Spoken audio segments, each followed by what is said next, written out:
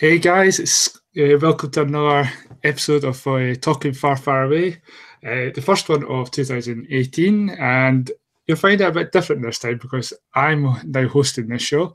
So I'm with, as always, Robin. How's it going, Robin?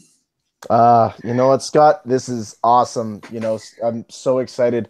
Scott Inch, it's now talking far, far away with Scott Inch. The Scotsman has now taken over, and it's a nice snowy day outside. I'd rather not deal with New England and this tropical cyclone made of snow that we're getting. But you know what? I'm ready to just talk about what happened with Star Wars, man.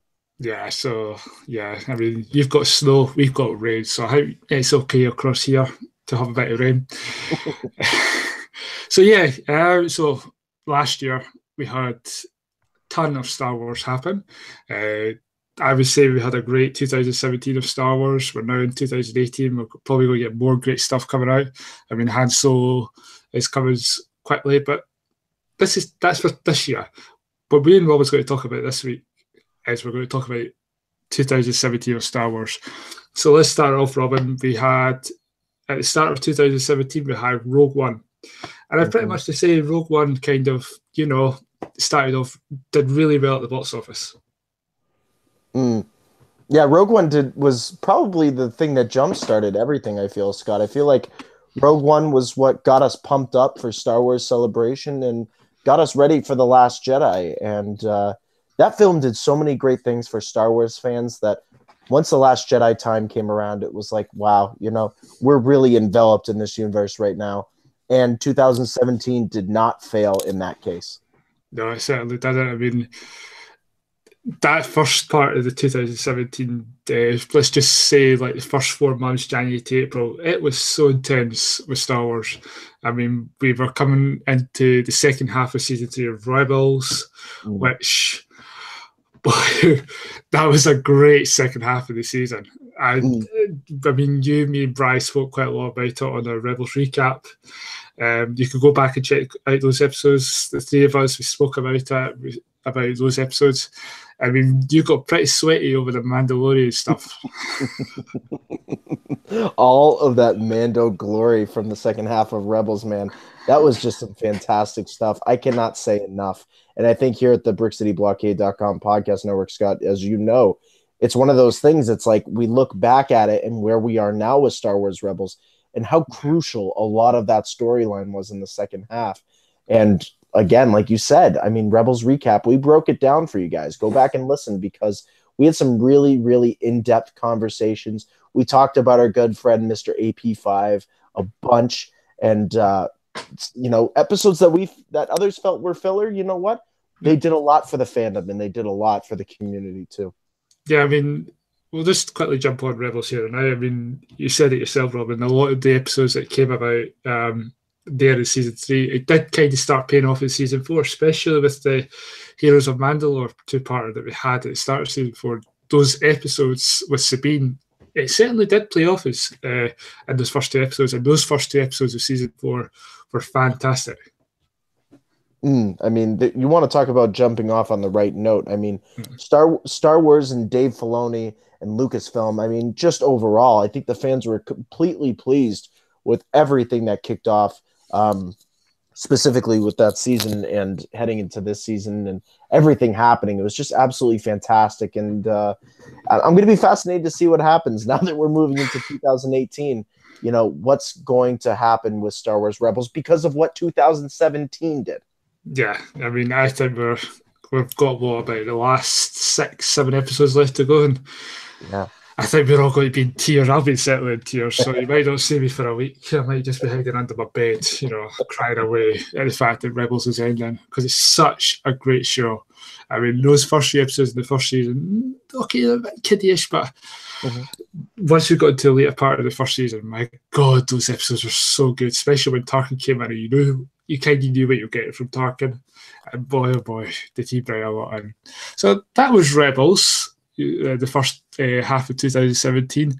And then in the first half of 2017, we also got the title for the episode 8, which was The Last Jedi.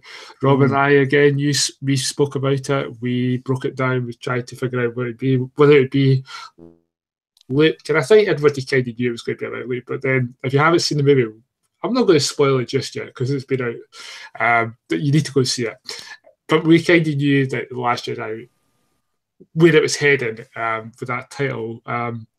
We were kind of like, oh, what does this mean? You know, we had some outlets in France and Germany kind of, suggest it was something else. What do you think about it? Like the title back then? It's funny now that reflecting back on what we've seen in the theaters and then the title when we first got it, I think that there was so much of a discussion about, okay, what does The Last Jedi mean? You know, it was a deeper level of thinking that we had to go through at that time to say, is it Luke? Is it Rey? Could it be Kylo Ren? Is Snoke the Last Jedi? And at the time, Scott, I can remember we were approaching Star Wars Celebration really fast. And it was coming to the point of, okay, all right, we're getting this. Celebration's around the corner. We're going to be looking for answers. And we didn't get any right away. It was kind of like, you guys have to keep hypothesizing. You guys have to wait until you see the film. But right off the bat, Scott, I think for The Last Jedi, that title, when it came out, I have to admit, I was not so sure about the title at first because I didn't know if the storyline that we were going to get was going to be surrounded by The Last Jedi. But going back to Force Awakens, what was the line that always came up? The last of the Jedi. You will become from the original trilogy. And then, of course, Snoke says, the path that will lead us to the Last Jedi, Luke Skywalker. So in context, you know what? At first I was like, okay. But then when you reflect upon what The Force Awakens did, it was like, okay, I can work with this. It makes a lot of sense with what they probably want to do. Yeah, I think you're right. It did make a lot of sense when we went into that movie. How long has it been out now? 3 weeks? 4 weeks? Yeah, just about 3 or 4 weeks, yeah. Yeah, so now that we've had a chance to see it and what that title means, it kind of makes a lot of sense, especially where it left off with us as well. It kind of, we know where we're going with this now. Will we find out what the episode 9 is going to be called this year? I don't think so. I think we'll find out at the start of next year what episode 9 is going to be. So we got the title, and then you said it yourself, we had Star Wars Celebration for the 40th anniversary of Star Wars back in May. And unfortunately, I was at work, so I had to watch part of the live stream of the 40th anniversary special, 40th anniversary panel at work. So we had everybody come out, Hayden Christian, Billy D. Williams, Mark Hamill. I did not suspect that Harrison Ford was going to be at that panel. What was your reaction when you saw Harrison Ford come out? Anytime you can get Harrison Ford to come to a Star Wars event, you've pretty much written yourself a big old check because it's hard to get him to do those kind of things. And I think in the case of everything surrounding The Last Jedi, he had just come off being knocked away from Force Awakens, being killed by Kylo Ren. Spoiler alert, I hope you've seen Force Awakens if you're listening to this. I haven't seen it yet. But, I think for him to make an appearance, and then George Lucas, of all people, on top of Harrison Ford. I mean, obviously, 40 years in 2017, that's a big accomplishment for this franchise. And I feel that having Harrison Ford there was such an emotional twist for us that it was just a nice thing for the fans who were there. And to be honest with you, for the fans who were watching in the live stream, it still took us by surprise as if we were there. Yeah, I mean, when I was watching it live stream, I think I fell off my chair. I was watching. I was like, wait a minute. I thought someone was playing a joke. I thought someone had just put a stick by him saying this is Harrison Ford. Right. And coming out. But apparently he was there. So, yeah. And I do like the joke that Warren Davis made about him landing somewhere in the aisle at the convention centre. If you don't know what we mean by that, just go back and check. Harrison Ford has a good habit of either landing on the road or in a golf course. One of the two. So yeah, we had all that. But let's take a break from going through that. We had a lot of the stuff from comics and books, and I think one of the big ones we had this year, we spoke about it a lot, was Thrawn. Yes. We absolutely loved that book, and I cannot wait to see what the new book one brings us. I can't wait to sit there and read it. I just love this book, and I just finished reading Mace Windu issue 5, and it seems that Thrawn's the next one that's coming up. So, I know you and Sean spoke about it on the home show, that that's what you're looking forward to. You weren't too sure if it's going to be an adaptation, but it seems to me it's going to be an adaptation from the book, which I'm kind of even annoyed. I thought we would get a brand new story, but I just love this book. I love the character of Eli. I'm just wanting to see where they take that character. What was your thoughts overall on the book again?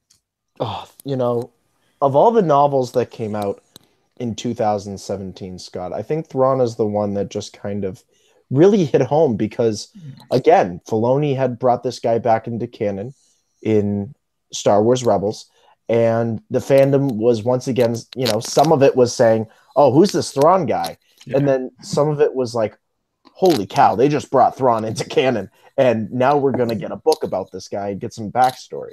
And I think also let me just say this, having Timothy Zahn pick up right where he left off is the smartest thing for Star Wars and Lucasfilm to have done. Give this guy control of this character and let him do what he did best with what are the Legends novels of Grand Admiral Thrawn and some of his stories. And I'm with you. I would have liked to have seen a little bit more with this upcoming comic book series, more than an adaptation of the book.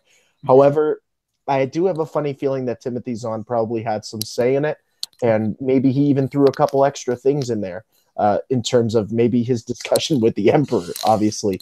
I would love to see that. We'll finally get it in picture form, which I think is going to bring an extra level of gravitas to his story within the novel. And again, Scott, you said it, Thrawn Alliances, that is the one.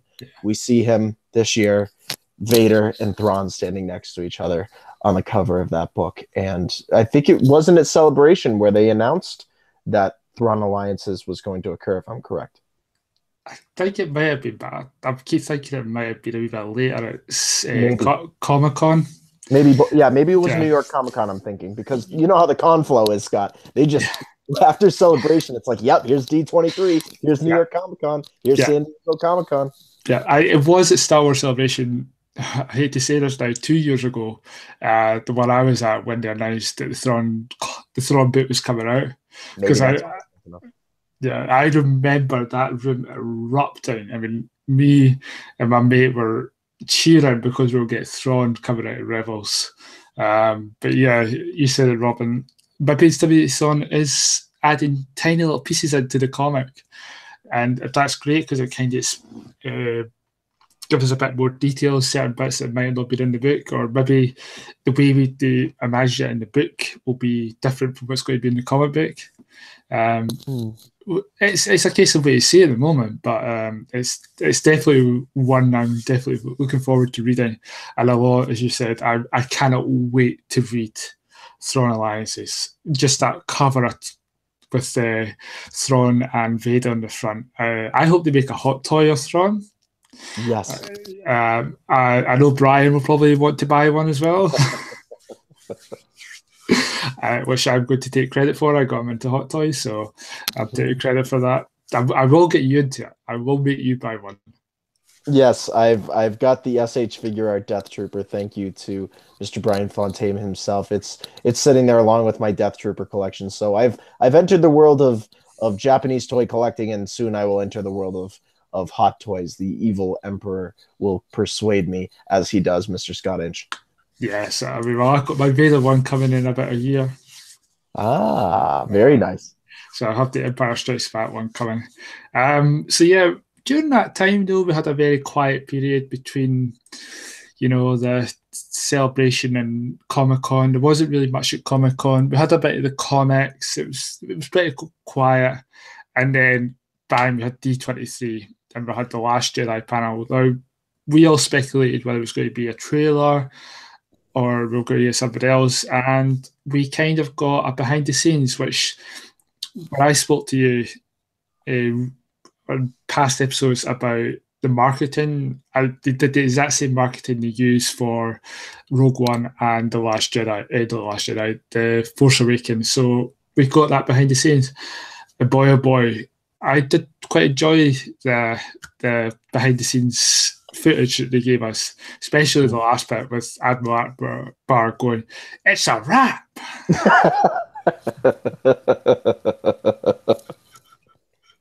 So what was your overall thoughts about the behind the scenes footage? You know what? I have to admit that was probably the most quoted line here at the podcast network after that came out. Everybody was using it here. So kudos to Ryan Johnson for including that and Kathleen Kennedy in that little bit of a sizzle reel that we got for The Last Jedi. But overall, that was our first look into everything. And at the time, it was like, wow, okay. They didn't, they waited till D23 to give us something, which I thought was absolutely fascinating. And it gave it an extra level of meaning to Star Wars fans as we got closer and closer and closer to the release of the film. That at some point, you get that sizzle reel. It's like, oh, okay, the behind the scenes stuff. Oh, okay, that trailer's not that far from now at that point.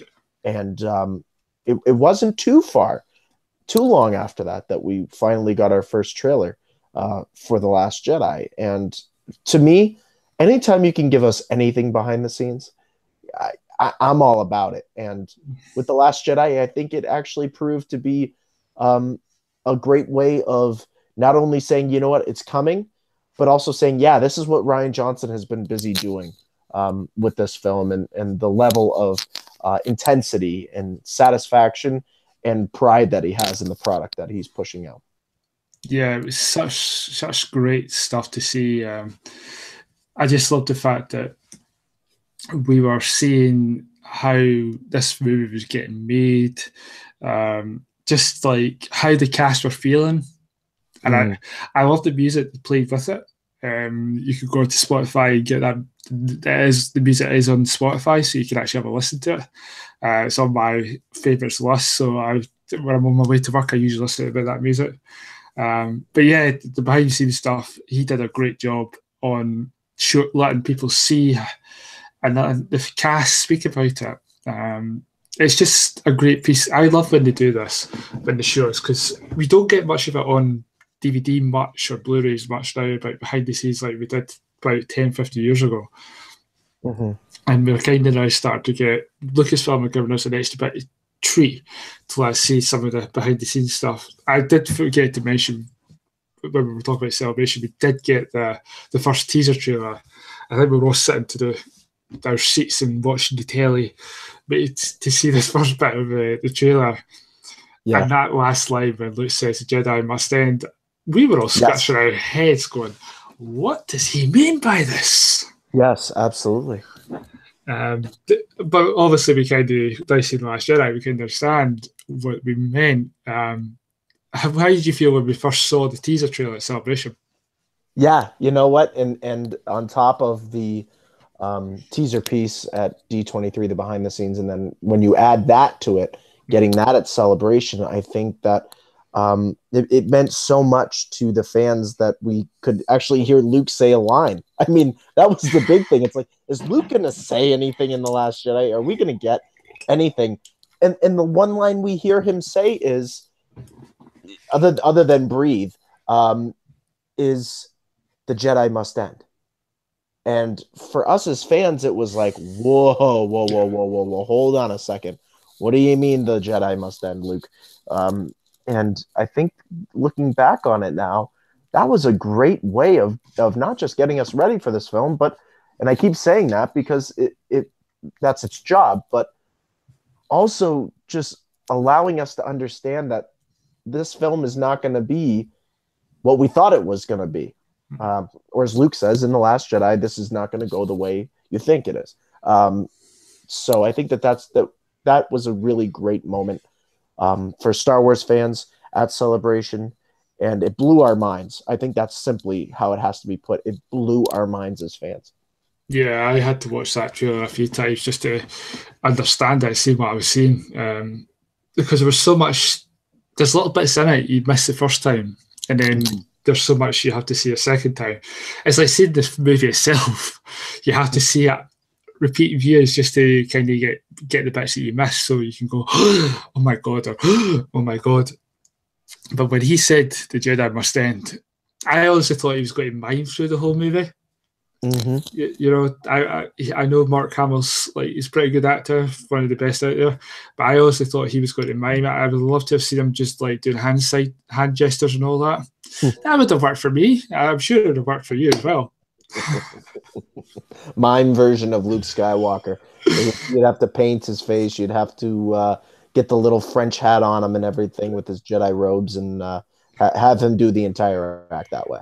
Yeah, I think and try to do rope as well, just climbing up a rope. I could see that. I could see that. Yep. Yeah, but we have to talk about the sad thing that happened at Celebration as well. Was we got the Carrie Fisher tribute. Oh yes. I'm going to lead off by saying that it was great to see Billie Lourd, her daughter, come out and say like speak about her mom, and kind of dressed in the same kind of outfit that Carrie wore in the first Star Wars movie. But I don't think there was a dry. Like it really must have been tears. I mean, I never got to see it till later on until I got home after work, and I was crying watching that. Yeah, it was just so hard to sit and watch. Although she did make it, they did put a lot of funny bits in it. You must admit the whole, try how she got the job in the first place. Like I must have slept with you. I mean, I've seen that footage before, but it still cracks up with how she got it. It was great seeing our princess on the screen once again, Scott. I can't agree with you anymore. Celebration did such a great job of just bringing us back to who Carrie Fisher was, and allowing the fans to just kind of sit in the moment as not just individual fans, but as a community. We were able the unity in the community was there in that moment, and we all felt the emotions as raw as they were right then and there. Yeah, I just don't know how. Like seeing her in The Last Jedi and what she did in The Last Jedi was fantastic. That was definitely Princess Leia. The way she was like to pull. I'm not going to like that was Princess Leia. That's all I need to say about that. So yeah, we had a pretty quiet summer after D23. There wasn't really much. I think we were gasping for something. So we had more comic books come out. We had more books. We had the Inferno Squad. We had the Phasma book. We had the Phasma comic. You and I have pretty much spoken quite a lot about the Phasma comic and the book, and I'm going to go off and say that I thought the Phasma book wasn't what I thought it would be. I was expecting more of a, kind of like I'm trying to find the right words to say it. Kind of like it's different, her going into different places for the First Order, but also a wee bit of backstory. I just didn't engage with that as well as I thought it'd be. What did you think of it?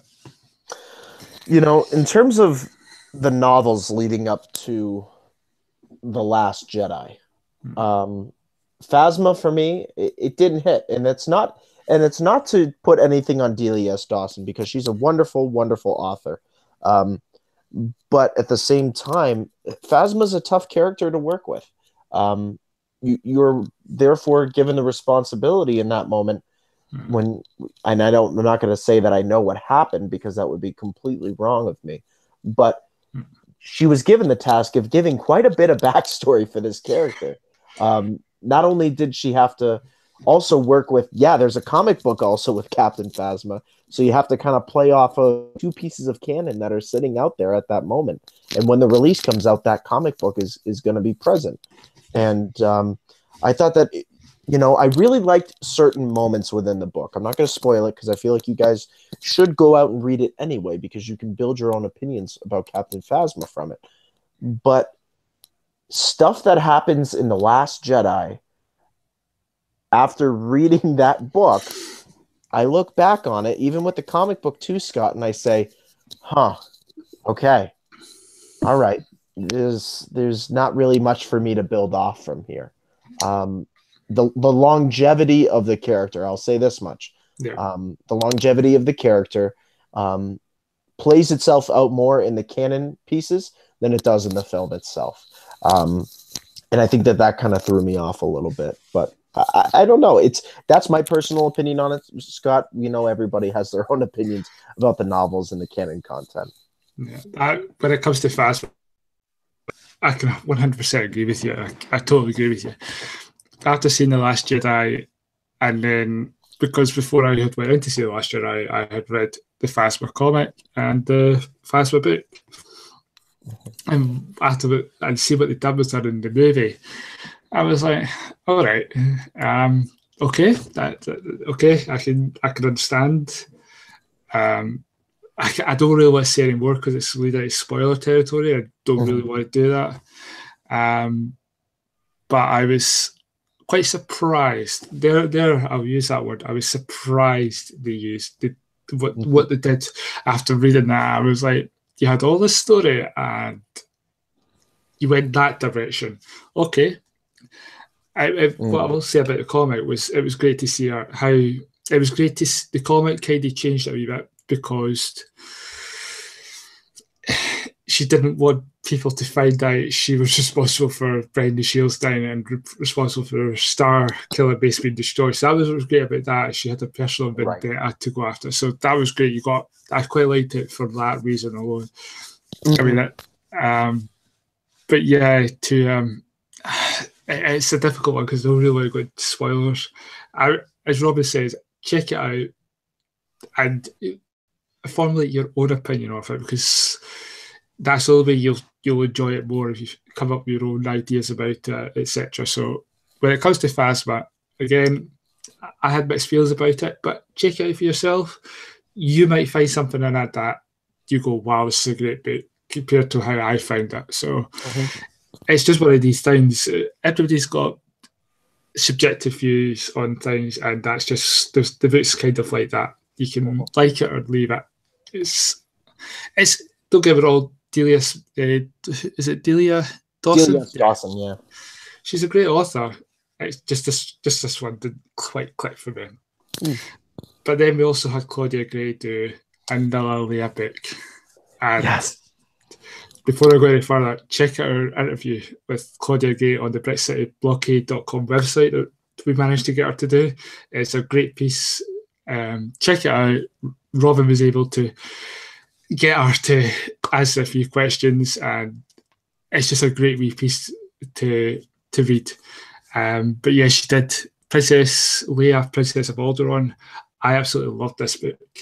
Ryan loves it. You've read it. Everybody on the network who's read it absolutely loves this book. What was your overall thoughts about this book? In my mind at this point, much like Chuck Wendig and much like James Luceno did for me in Catalyst, and obviously Timothy Zahn has done for me with the Thrawn novel, Claudia Gray has now pushed herself into a unique category in terms of authors for me because every book she has put out in the Star Wars world right now has hit it for me. Lost Stars, Bloodline, and now we add Leia, Princess of Alderaan to this. She has such an understanding of the character of Leia. She has a wonderful, wonderful understanding of how to write to a unique audience. And I'm talking about specifically the ages of anywhere from 18 to about 40. Where the fandom sits, and it doesn't matter where you are in that line. You could be over it. You could well, not really be under it. I don't see a 7-year-old reading it truly right now, but at the same time, you could even be over that 40-year gap, and you still understand these characters that she's building.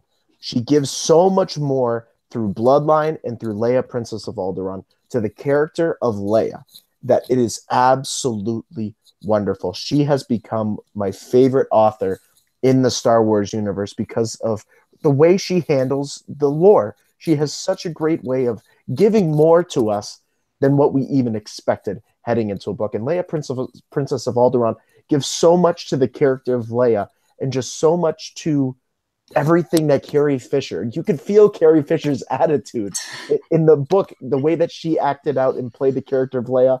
in the cinematic world. Um, it was just such great reads, and I can't say it enough. Please read that article, because guess what? Claudia Gray always has wonderful, wonderful things to say. Leia, Princess of Alderaan, is by far probably one of my favorites that Claudia Gray has done, and that's saying something, because guess what? They're all great. Yeah, you said it brilliantly, Robin. She's up there in the top tier of Star Wars authors. Obviously, she does stuff outside of Star Wars, but she's done. For me, she's 3 out of 3 with the books. Lost Stars. She had a challenging task because, fair enough, Aftermath and Lost Stars were kind of the first 2 books to kind of take place post Jedi. Especially Lost Stars has just got a tiny bit, whereas Aftermath itself is pretty much after Return of the Jedi. But the way she was able to weed through Lost Stars with the original trilogy, that is hard to do. Yeah, it is. That's not easy. And she even said it herself. I believe she did an interview with Christian Harloff in Jedi Council. She found it quite hard, but also quite easy, because she was a Star Wars fan, to weed this through and not kind of. There have been stuff out there when they've done kind of prequels or tie-ins or shows where they've put them into the kind of same kind of timeline. And it can, if one show doesn't go with the other show and it's a spin-off, then it can knock each other off. Right. But she done Lost Stars so wonderful, and it's still one of my highest favorite books in the Star Wars canon, but of the new books. And I know someone who's read it as well, and they didn't like it, which I find quite weird. But that was her view. She gave me her reasons, and I respect her reasons for not liking it. But Leia, Princess of Alderaan, that book is so great. It just interaction with Bail and her mother. Yes. That you had never seen that before. And she gave us that. She gave us that interaction, because really on screen we haven't, or even in any other show, we haven't really seen it. But this was the first time we actually got it. And for the new canon anyway, and I loved every bit of it. How she found out about how her parents were within the Rebel Alliance, being on Crete, how that tied in with this book. Also ties in very well with Last Jedi, because Holdo.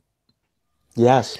That the scenes that Holdo's in with Leia, I felt it because of reading Princess Leia, Princess of Alderaan, and and I think Brian said it as well. He got the emotional hit off it because of that book, and I think that's important. We said it again. This is how canon works. Even though it might not work with the movies to the books sometimes, or it doesn't happen too much, but with the books to the movies, vice versa, it does. If you read it, it does. It gives you a bit more of emotional impact. It's the same with Catalyst, with Rogue One. When I went to see Rogue One, I knew all about what happened in Catalyst, and I can get it. It made it much richer. So, Princess of Alderaan, that was a book that kind of a bit more special, and also a wee bit heartbreaking at the same time. Yes, absolutely. So yeah, and then another book, and I don't know if you've quite read it just yet, but it's From a Certain Point of View. Oh yes, I've actually had the chance now to read that. Yeah, how did you find it? You know what? And I have to say, Eric Okenhout actually brought it up to me in a recent live stream, that he found it quite interesting. That and I'm trying to remember the name off the top of my head. Will Wheaton actually contributes to the book from a certain point of view. Shut up, Wesley. Exactly. And Will Wheaton contributes a little piece for it. And Will Wheaton is not quite the always positive about Star Wars talker. And I think that speaks so much to the impact of Star Wars. that's somebody who I love Will Wheaton. I love what he does for a pop culture community, and who he is as a person, I think is pretty cool. But I think even for these authors to come around and say, "Hey, Will, do you want to contribute something to something like this?" And he's had his feelings about Star Wars in the past, and he's like, "Yeah, sure, sounds like a good idea." I think that speaks a lot to this book, and it speaks a lot. Obviously, Jason Fry does some great makes some great contributions to it. We there's some very unique stories in that book that I never thought we'd have answered. That are technically canonized, I guess you could say now. We've had Pablo Hidalgo get on social media and say, yeah, you know what, from a certain point of view, yeah, you can consider it canon at this point, because they are the authors writing it. And it's a great summary of just what these authors and what these stories and the styles of writing mean to the Star Wars universe. Yeah, I wrote an article, so double check it on our website, about that. I gave a review of it, and I pretty much gave it a really positive review. I quite liked this book. It was just nice to kind of, you could finish one story, and it was very short as well. So you like some books where like the chapters could be very long. These are very small chapters. So if you're on like a 20-minute break, you could read a story within 20 minutes. But it was nice. Again, it was the same as like Lost Stars. This was a book that kind of weaved itself way through, especially the first Star Wars movie. And it didn't really affect the first Star Wars movie too much. And I'm trying to remember now, it didn't really affect it too much. It was nice to kind of like, get characters from the prequels come into this book as well, like Qui-Gon. And it's just a great book to read, like having John Hamm come in and do the voice of Boba Fett. Yes. That's a great one. And I remember saying to you that the whole Red Five, how he sacrificed his life in a way so Arthur continue on his mission. Yeah. When you think about it, you think, he just plays motor, but when you actually, like, when you watch A New Hope, you just, but when you actually read the book and you think, he did that. He's such a cool dude. So this book, it's just a great book, and I would recommend people to pick this one up. It's a great wee tie-in to the 40th anniversary, especially for The New Hope. So we've had a very interesting 2017, Robin. Also, I came over and visited. Yes, and I'm sorry that I was very shorthanded on a home episode of not saying that Scott had visited America. And boy, oh boy, to quote Mr. Scott Inch, did I get quite the backlash for that one. Oh, you certainly did. So when you come over here, expect to lose an eye or something. I expect force lightning as soon as I get off the plane being struck right into. You won't get that problem with Scotland, I can assure you of that. But no, I came over, and this is kind of veering off from Star Wars, but it was interesting to see how American culture is different from Scottish culture. Like all your fast food takeaways. So many fast food takeaways. My God. Yeah, there's American food over here, as Scott experienced, is quite on the go, you could say, and is quite fatty to a certain extent. And our portion sizes, Scott, that's another thing. Almost double to triple what most people are able to comprehend when they see portion sizes compared to other places. But yeah, I mean, Robin took me to a pizza place. He had candles and stuff like that. So I'm joking about the candles part. He didn't. But he went to this pizza place, and my God, that was a big, massive pizza. But I ate it all. He did. He spent his time making sure every bite was taken in properly, and there was no candlelight. I don't remember that, Scott. I hope that does not go on public record that there was, because yes. I'm joking. Also, I know. I'm sure I do remember someone saying happy birthday, and I'm sure it's already said to you, I hate that sort of thing. Yes, I do remember them singing happy birthday, and you just gave me that look.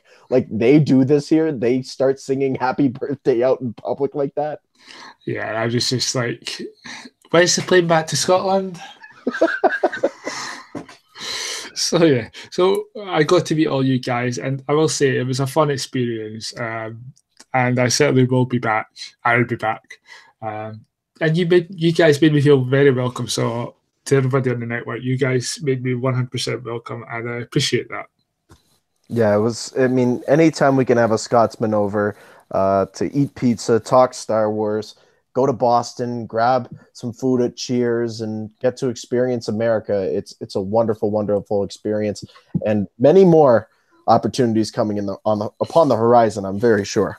Yes, when you come over to Scotland, we don't have many fast food takeaways, but we certainly have stuff, shall we Good. say?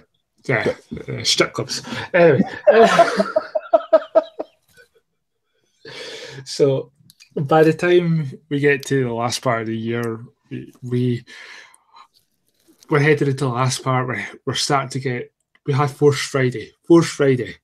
Mm. How was your reaction? How did you feel about Force Friday? Did you get all the toys that you want? Did you get everything you wanted from Force Friday? And I've got a funny feeling you're going to say no. No, I did not get everything necessarily that I wanted. I was actually quite surprised, and I know that Chris Letty and Brian Fontaine and Jim Roberts had mentioned this, and it sounds like a lot of collecting podcasts have mentioned this, that stores were very here and there about Force Friday. Certain products were out that were kind of pre-leaked to the public, but at the same time, some of the stuff was just not available yet. I felt like I got more at Christmas time than I did at Force Friday, which is absolutely fascinating. At the same time, though, it's one of those things. It's like, okay, I can now understand after watching The Last Jedi why there wasn't so much product push, because there really was only a handful of people that they could have really marketed. Yeah. To the public at this time. I feel like the Lego sets, obviously I got the First Order Walker from the Battle of Crate. I got that at Christmas time, which was absolutely fantastic. But really, Force Friday didn't bring me that kind of stuff that I was interested in purchasing in Scott. I felt like, and I know over in Scotland, you had plenty of pictures about what was happening over there with Force Friday. It seemed like it was just not the typical Force Friday that I remember from The Force Awakens. Yeah, I mean, we and my mate Ross, we have two big toy companies in the UK. Well, one of them you've got as well as Toys R Us, but the other one was Smith's Toys. And Ross kind of suggested we go to Smith Toys because they were doing an extra thing to give away. I can't remember what it was. I think it was a pop head. Why he wanted to do that, I don't know. So we went to it, and all they had was two pops. There was a Chewie with the Porg and the Praetorian Guard and the Steve 75 figures. That's all they had. And few stretch pieces. They did that. They had no Black Series, no other Funko Pops. And they were very limited. And we went in, I think we were there 5 minutes before we ran to Toys R Us. Although we did get a t-shirt, a 25 gift card, and one or two other things. And we were pretty disappointed. We were like the first people in the queue, and a few others that we managed to be friends on Facebook as well. They were disappointed, and they just went and got the goodie bag. And I bought something at that Force Friday at there at Smith's because I thought we get to Toys R Us and they'll be closed, which they weren't. So basically, I got my Thrawn, I got my Luke, I got my Snoke, and I think I got something else. I can't remember what I got. I think that was the ones I got, but I'll need to double check. I've got a picture of it somewhere. So yeah, I got what I want there that night. It was definitely Thrawn and Luke I was after anyway. And then I sent a nice message to Smith saying how disappointed I was about their Force Friday. They had made it a big deal. And so I got a surprise sent to me. Yes. Would you like to tell me what surprise I got? If I'm not mistaken, you received a Black Series Poe Dameron helmet. Yep. And you also received the ever so popular Jyn Erso Black Series figure. and a Cassian Andor.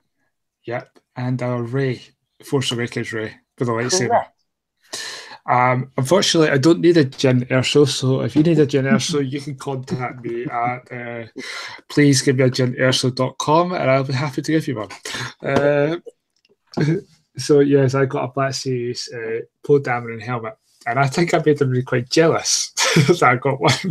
Yeah, that was quite something else, I'm telling you. For free, shall I add?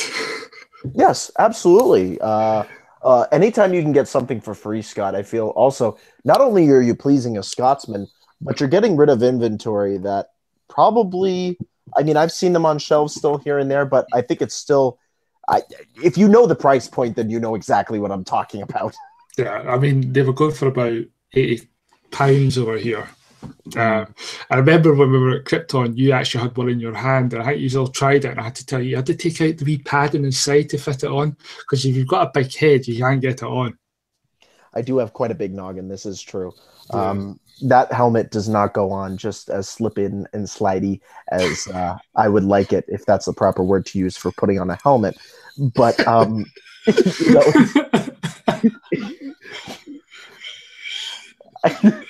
I did say that exactly. Yes. I think I would like to hear. There you go, J.J. Abrams. Please have Poe Dameron say as he's entering the cockpit in Episode 9. This helmet is not going on as slippy and slidey as I would hope it to go. That's what she said. This is where the show goes off the rails. I do apologize. We're back. So yeah, it's a wonderful helmet. And I've also got a wee shelf dedicated to Poe Dameron himself, because he seems to be, I think we can both agree, he became more a breakout in The Last Jedi than he was in Force Awakens. Without a doubt. Yeah. Just going to say that, without a doubt. Yeah, I have to agree. So I've got a wee Funko Pop of Poe Dameron that's from Walmart. I didn't get it at Walmart, I got it over here. And his X-Wing, a diecast from the Disney store. So I've got a wee Poe Dameron. I just need to get a Poe Dameron, something else, just to kind of make it complete. But yeah, I've got a wee Poe Dameron. He looks so happy, even though I can't see his mouth. I don't know how to understand that. So we had Force Friday, and then Monday Night Football. What did we get on Monday Night Football? We got what was exactly what we were expecting at that point, Scott, and that was a Last Jedi trailer. We already knew about it a few weeks ago, thanks to Mark Hamill. Yes, yeah. I mean, Mark was. Let's just say this: Mark was quite helpful when it came to The Last Jedi about quite a few things, or what the Emperor would say, a few good many things. When it comes to The Last Jedi. And Mark Hamill did. You're right, Scott. He did go on social media and say, hey, guys, tune into Monday Night Football. You may see something. And I think we all were pretty much ready to go when it came to that. I know we all pretty much, Scott, I remember you saying, it's like, really? It's going to release on Monday Night Football and the time difference and everything? Yeah, I'd just like to thank the whole lot of you for waking me up with my phone lighting up at like every minute after 3 o'clock in the morning. Oh my God, shut up. But no, we got it. And I woke up at 4 because I had a Shakespeare poetry, as James would call it, playing through my phone. And I was just like, I'm up, I'll watch it. I think I watched it twice and then went back to sleep, and then I watched it several times on the train, and I quite liked the trailer. It took me a while. At first I wasn't too sure about it, but as I watched it more again, it's this thing of you need to watch it a few times to kind of digest it, shall we say. And it left us with, it was one of those scenes, like the last scene of the trailer, we had Kylo and Rey, and I knew that was very misleading because we both spoke about it. We said it was, I'm sure you said it or I said it, that was not in the same scene. They were two different scenes, and it turned out to be two different scenes in the movie. Yes, that's right. I mean, it was, and to a certain extent, I guess we can say this, Scott, that trailer, not after seeing The Last Jedi, there were some misleading parts. However, there were certain parts, without saying too many spoilers, that, you know what, Ryan Johnson kind of did capitalize on, that that happened in ways that we didn't think were going to happen, which I think just added to the level of fantastic, um, I guess, just fanfare for us as we finally watch the film and then we reflect upon what the trailer did. It's just one of those things you just look back on, and it's like, at the time we had so many questions, Yeah. and based on that trailer, based on just the trailer, our questions were answered. But obviously there was more than that. Yeah, there was. I mean, after the trailer came out, that's when you start getting all the other trailers, like the international trailer. But I saw some of the trailers, like the international one, and I didn't feel that they spoiled it too much. Because when I went in to see The Last Jedi, I would probably say about 80% to 85% of the movie, half of it wasn't even in the trailers. I wonder, do you have that same opinion? Yeah, it was the way that the trailer was framed that I think that kind of, when you finally got to see the film, it was like, oh yeah, this is different than what we were teased for. And when we got to see certain parts of the trailer played out in the film, they were completely out of context. They were very different than how they were projected in the trailer. So again, an ultimate misleading, but at the same time, still giving us the fix that we needed at the time. That's it. So the trailers come out, I guess, into November. We're all speculating.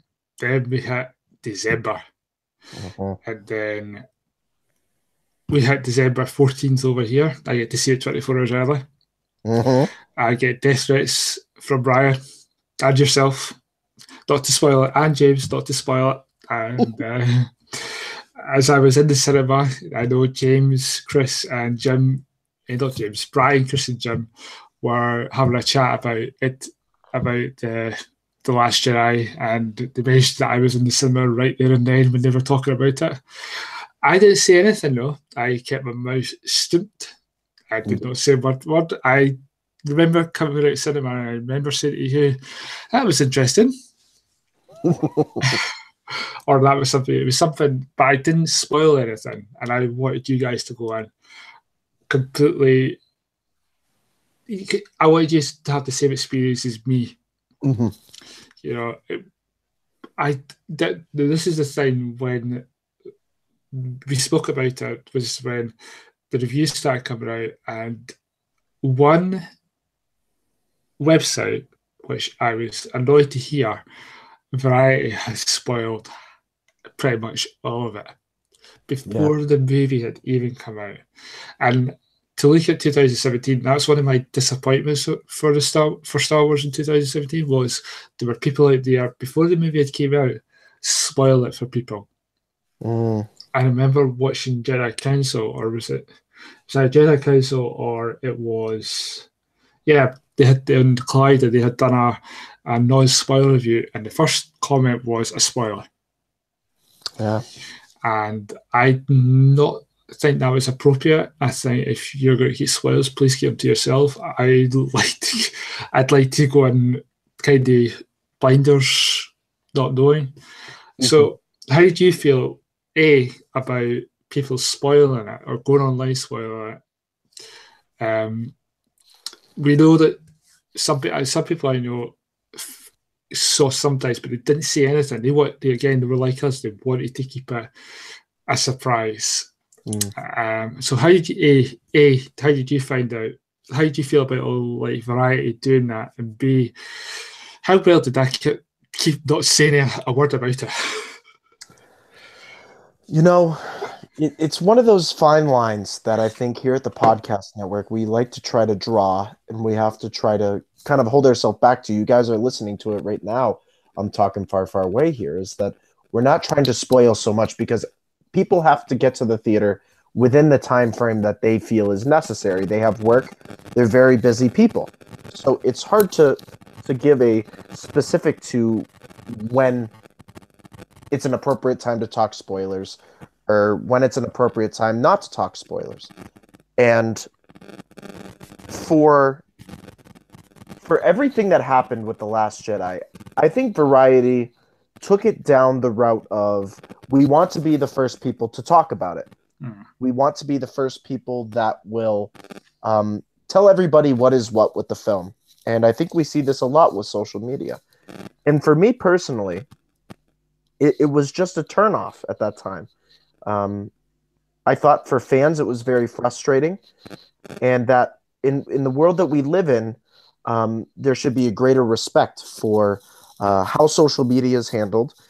And I'm not telling people how to do their job. I'm not telling Variety how they have to run their business, because they're in the business of, we get the headlines out before anybody else. We want to be the first to do it.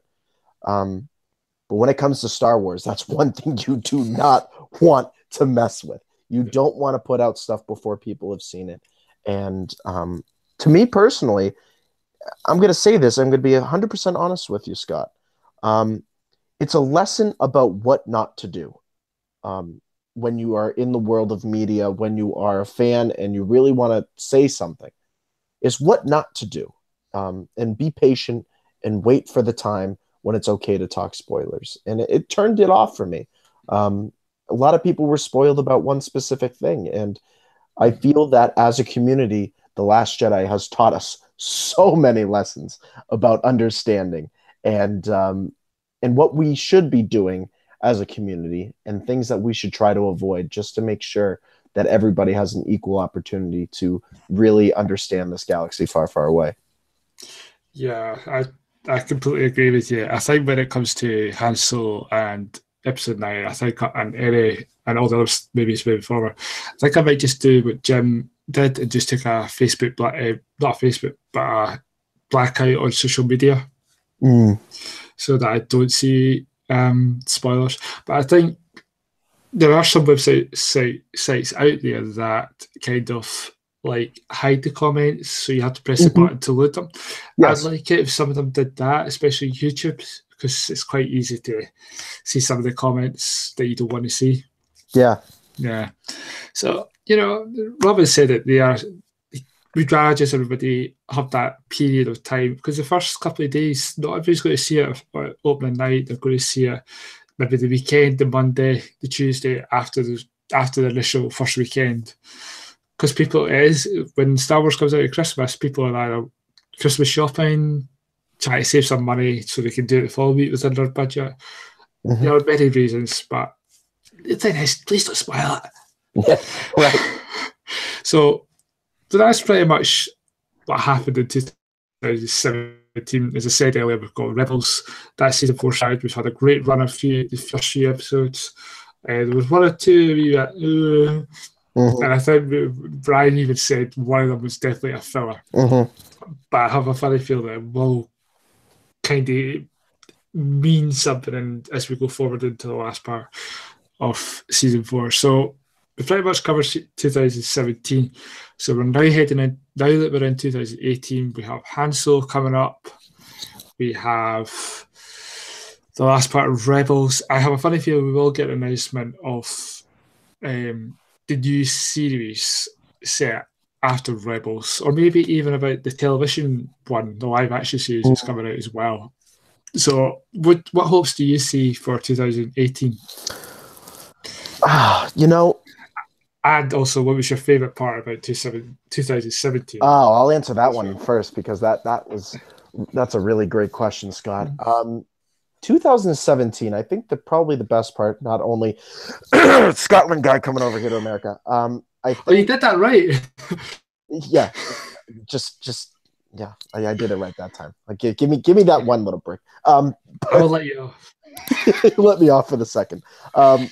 2017 was such a building point, and I think my one favorite thing about this past year, amongst everything that happened in the world, socially, politically, everything that happened here at the BrickCityBlockade.com podcast network, we grew tremendously.